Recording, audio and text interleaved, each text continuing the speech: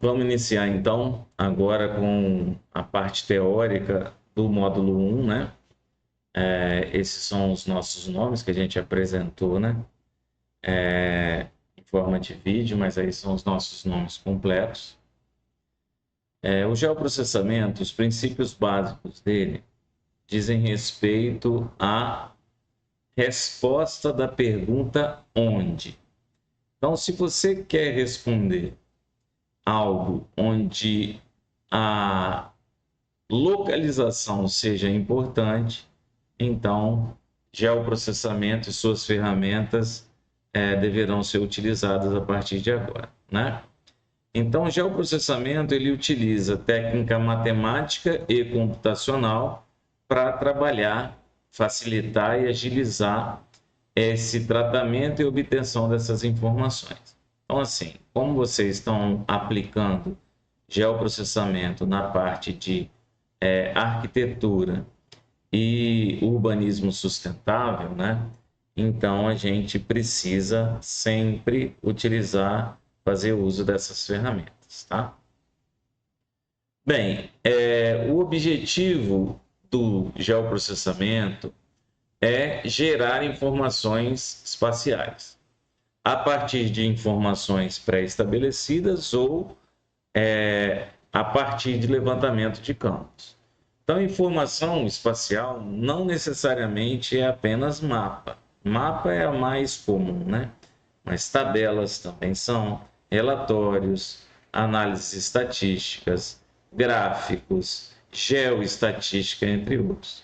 Então, a ideia do geoprocessamento não é ser a finalidade, o objetivo final, mas sim auxiliar os tomadores de decisão, os administradores, a tomar essas decisões finais. Então, como exemplo aqui, a gente aponta um mapa de declividade, né, de determinada região, a gente aponta uma tabela com informações de uma bacia hidrográfica, a gente aponta um gráfico, né, de declividade, um gráfico longitudinal de determinado local. Tá? A primeira aplicação conhecida sobre geoprocessamento foi uma aplicação que nos dias de hoje está muito em voga, né? Que foi uma aplicação para uma epidemia. Então, nós acabamos de passar por uma pandemia mundial, né? E a primeira aplicação ela se deu para resolução de um problema de uma epidemia que aconteceu num dos bairros de Londres, né? O primeiro utilitário, o usuário, né, da ferramenta de geoprocessamento foi John Snow, que ele era higienista inglês, né? Foi um dos pioneiros na aplicação de anestesia e ele é considerado hoje um dos pais da epidemiologia moderna. Então, aqui no gráfico, a gente pode ver que a gente tem um surto de cólera, teve um surto de cólera em Londres. Então, esse é um mapa de um bairro chamado Sorro, lá em Londres, né? Que existe até hoje, tá, gente? Então, naquela época, né, início do século XIX, a gente teve esse surto de cólera em Londres. Cada bolinha dessa aqui preta representa um local cadastrado onde teve cólera e a gente também tem no mapa algumas cruzes, né? Algumas cruzinhas. Essas cruzinhas representam onde que o pessoal coletava a água. Então, pelo mapeamento, John Snow descobriu que estava concentrado nesse bairro do Sul. A partir daí, ele, como bom epidemiologista, né, ele sabia que a cólera é uma doença de veiculação hídrica. Então, ele viu como era a parte de saneamento nessa região. Era um saneamento muito precário, né? Então, ao mapear todas as bombas de retiradas de água e ao mapear aonde havia morte por cólera, né, ele viu que provavelmente o problema estava na contaminação dessa água que estava sendo retirada aqui. Então, qual foi a tomada de decisão dele? Já que era um bombeamento manual, ele resolveu retirar todos os braços, né, dessas bombas manuais para evitar a captação de água desse lençol freático contaminado. E aí até hoje existe essa bomba lá, né, para esse registro histórico, e a tomada de decisão foi arrancar esse braço e as pessoas deveriam buscar água em bairros próximos de áreas de lençol que não tivesse contaminado. Então, parte de uma informação, faça um mapeamento para tomada de decisão. Então, a gente tem que entender que o geoprocessamento não é a solução dos problemas. O geoprocessamento é uma ferramenta para a solução dos problemas. Dentro do geoprocessamento, a gente tem os sistemas de informação geográfica, né? Então, o SIG, ele é uma das ferramentas de geoprocessamento. É uma das geotecnologias que a gente chama, né? Mas a gente tem inúmeras: geodésia, cartografia, topografia, fotogrametria, GNSS, né, mais comumente chamado de GPS, geoestatística, banco de dados geográfico, sensoriamento remoto, que também iremos utilizar, e hoje a gente já tem ferramentas via web de sistema de informação geográfica. Aplicações práticas, né? Aqui a gente tem algumas, como o lazer, educação, saúde, turismo, meio ambiente, iluminação pública, segurança pública, e hoje nós vamos iniciar a aplicação para o urbanismo.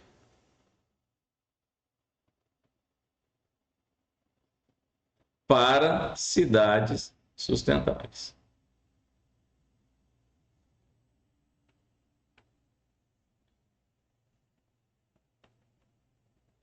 Minha letra já não é bonita. Com essa mesa digitalizadora, então, misericórdia do céu. Quais são os componentes de um SIG, né?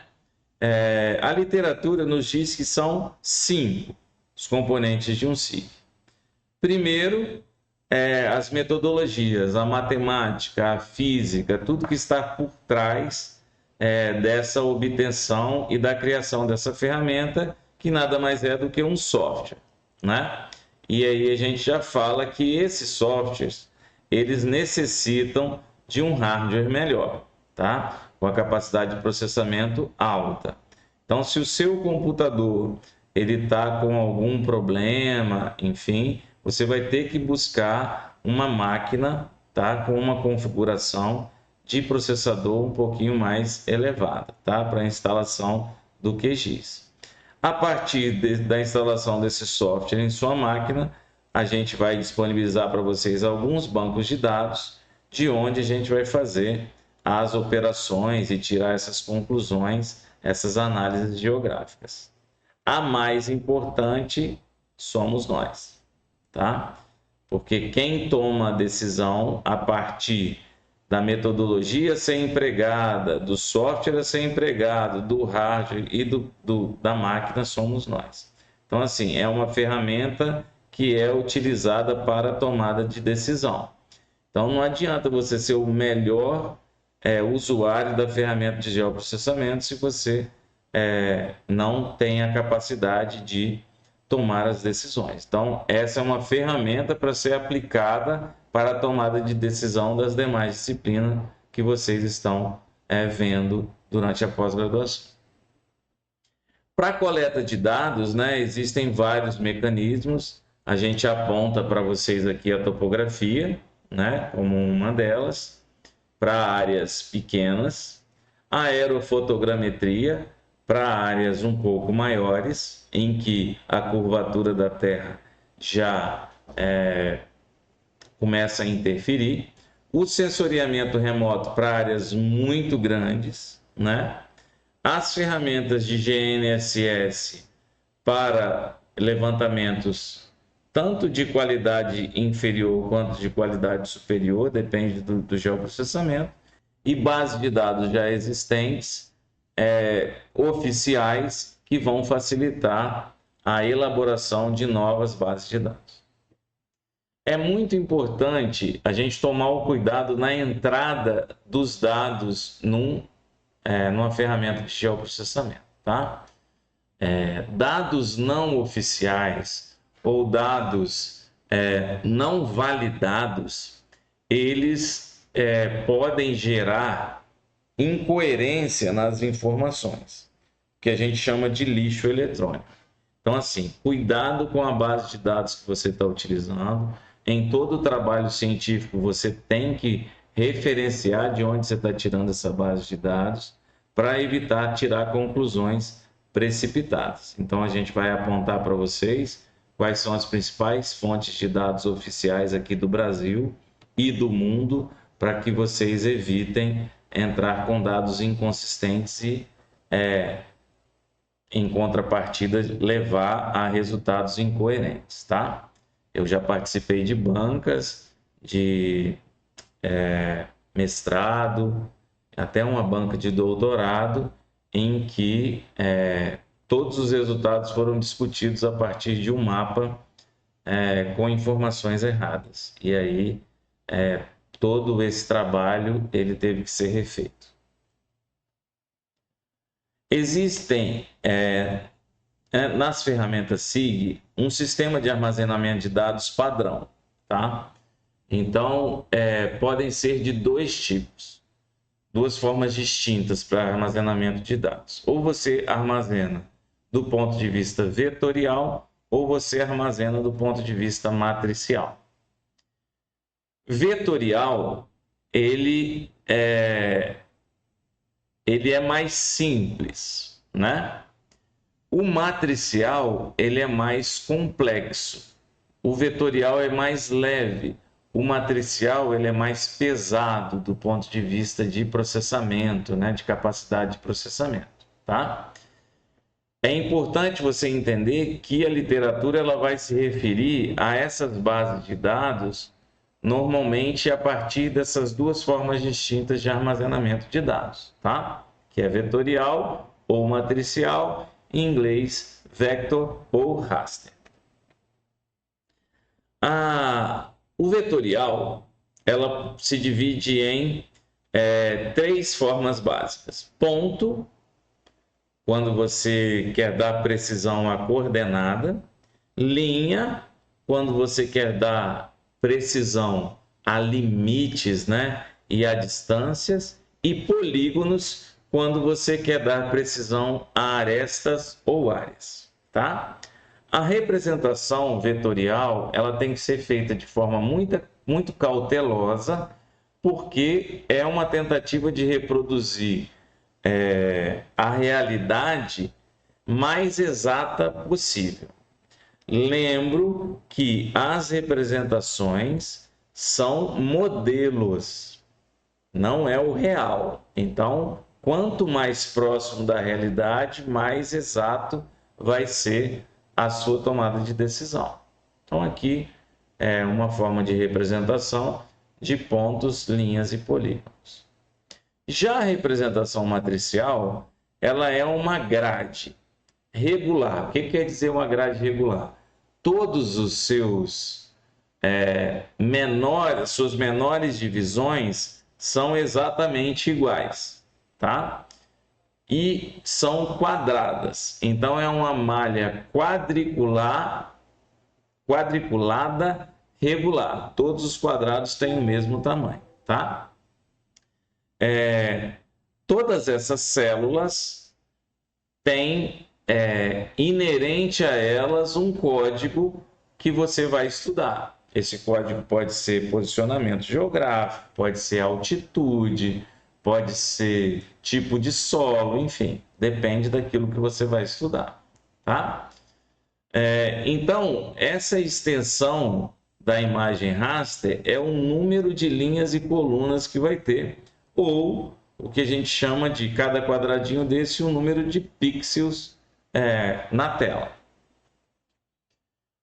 Qual é melhor de se trabalhar, matricial ou raster? Depende daquilo que você quer, qual o resultado que você quer chegar, qual a velocidade com que você quer chegar a esse resultado. Então, aqui na tela a gente tem uma representação vetorial, né, de linhas, e a representação matricial com uma resolução menor, os quadrados maiores, e com a resolução maior, os quadrados menores. Então, quanto menorzinho for o quadrado, melhor vai ser a representação do real. Então, quanto maior a precisão, a resolução, melhor vai ser a representação. Tá?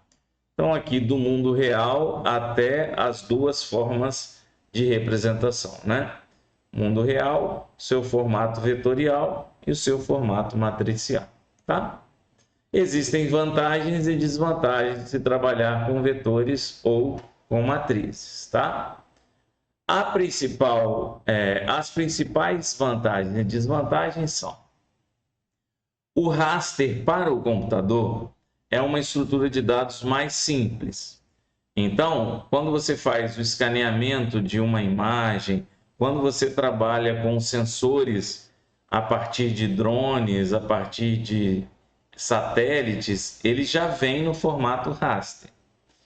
Desvantagem: precisa de muito espaço de armazenamento. Então, além de um bom processador, você vai ter que ter um bom HD, né? Um bom tamanho de HD. E outra desvantagem na relação matricial, é mais difícil você representar relações topológicas, de onde está vindo para onde está indo, né? E isso é mais difícil no raster. É possível, mas é mais difícil porque a resolução ela é mais baixa. Já na representação vetorial, todas as desvantagens do raster se tornam vantagens, tá? Porque numa representação vetorial você sabe aonde está indo, para onde vai, a magnitude, a direção e o sentido, então é mais fácil você representar a relação topológica. E tem uma vantagem ainda maior sobre as representações raster. Eu posso colocar vetores em camadas, sobrepor essas camadas, o que faz com que eu tenha muito mais informações apresentadas de forma de camadas, informações diferentes do que a informação raster.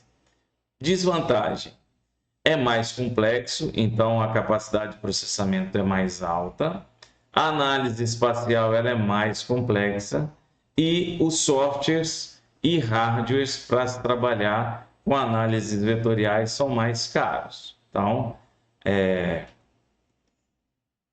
como a gente vai estar trabalhando com o QGIS, que é um software gratuito, né? Vocês não vão ter essa dificuldade, só a questão do hardware, que já é um detalhe que a gente já vai passando para vocês irem atrás de um computador com um processamento um pouco mais elevado e com a capacidade de armazenamento de dados maior, tá? Nós vamos tentar, né, eu e o Matheus, disponibilizar para vocês tanto a forma como que é feito no ArcGIS, que é o software que a gente trabalha aqui no Campus Colatina, como no QGIS. Então, eu vou estar fazendo o trabalho todo em ArcGIS. Se você tem o ArcGIS instalado no seu computador, você pode fazer a sua tarefa no ArcGIS sem problema. E o Matheus, ele vai estar, como que eu vou dizer, traduzindo essas informações do ArcGIS para o QGIS. Então, vocês vão ter os tutoriais tanto em ArcGIS quanto em QGIS disponibilizados para vocês. E aqui é a sobreposição de mapas que eu falei para vocês, né? Normalmente, a imagem matricial ela fica como uma imagem de base, né? E aí as outras representações vetoriais eu posso sobrepor para compor, por exemplo, uma carta, ok? Então a gente tem alguns softwares de GIS, né, de Sistema de Informação Geográfica, de SIG, disponíveis. Que software livre é aqueles que têm a linguagem aberta, então você pode estar implementando, né, mais funcionalidades. O software gratuito, que é o QGIS que a gente vai trabalhar, e o Spring, que é uma ferramenta disponibilizada pelo Instituto Nacional de Pesquisas Espaciais, principalmente para análise de sensoriamento remoto, e o software pago, no caso o ArcGIS e o AutoCAD. Eu vou estar utilizando o ArcGIS para demonstrar para vocês, e o Matheus vai estar trabalhando com o QGIS, beleza? E aí a gente vai fazer uma pequena pausa nesse vídeo, onde o Matheus vai estar apresentando para vocês como que a gente vai fazer essa tarefa 1, 2 e 3, utilizando o Google Earth Pro já como atividade avaliativa. Tanto a tarefa 1 quanto a tarefa 2 quanto a tarefa 3 vale 5 pontos, num total de 100, né? E vai ter as datas disponibilizadas no AVA para vocês, ok? Um abraço a todos e no próximo vídeo a gente vai estar trabalhando com obtenção de bases de dados ainda nesse módulo 1.